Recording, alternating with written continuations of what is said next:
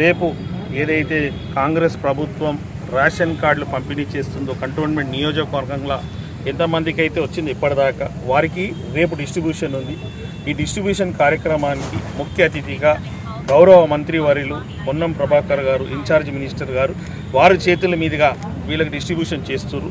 దాని అరేంజ్మెంట్స్ చేయడానికి ఈరోజు ఇక్కడికి వచ్చి మొత్తం స్టేజ్ కానీ జనాలు వస్తే ఇక్కడ కూర్చోవడానికి వేరే వసతులన్నీ చూసుకోవడానికి ఇలా ప్రిపరేషన్గా ఇక్కడ రావడం అయింది.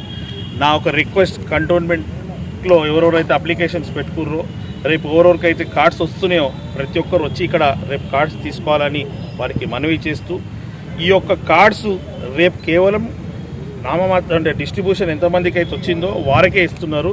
ఈ కార్డ్స్ డిస్ట్రిబ్యూషన్స్ ప్రక్రియ నిరంతరం కొనసాగుతుంది. రేపటికి ఎండ్ కాదు, నిరంతరం కొనసాగుతుంది. సుమారు 6,000 కూడా ఎంక్వైరీలు ఉంది, వారందరికీ ఎంక్వైరీ చేస్తున్నారు.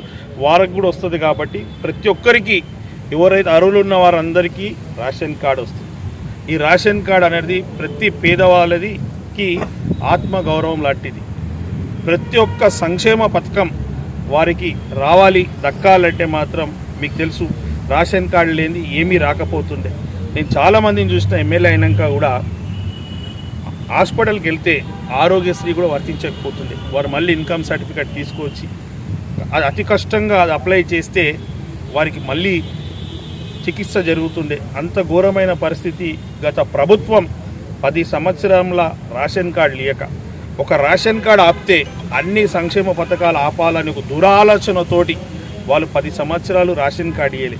రేషన్ కార్డు అంటే ఒకటి రేషన్ షాప్లో సరుకులే కాదు, మిగతాయి కూడా ఆపొచ్చు అని ఒక ఆలోచనతోటి ప్రతిదీ వాళ్ళు ఆపిరు. ఈరోజు మన పేదల ప్రభుత్వం కాంగ్రెస్ ప్రభుత్వం ప్రతి పేదవారికి, ప్రతి అర్హులైన వారికి అందరికీ అన్ని సంక్షేమ పథకాలు దక్కాలని ఇప్పుడు 6 కిలోల సన్న బియ్యం కూడా ప్రతి పేదవాళ్ళకి ఎవరైతే ఉందో రేషన్ కార్డు ఉన్న వాళ్ళకి ప్రతి ఈచ్ మెంబర్కి 6 కిలోల సన్న బియ్యం కూడా ఇవ్వడం జరుగుతుంది. ఇవన్నీ సాధ్యమవుతుందంటే తెలంగాణ ప్రజల ఆశీర్వాదంతో సాధ్యమవుతుంది. కాబట్టి వారి ఆశీర్వాదం, కంటోన్మెంట్ ప్రజల ఆశీర్వాదం ఎల్లప్పుడూ ఉండాలని కోరుకుంటున్నాను.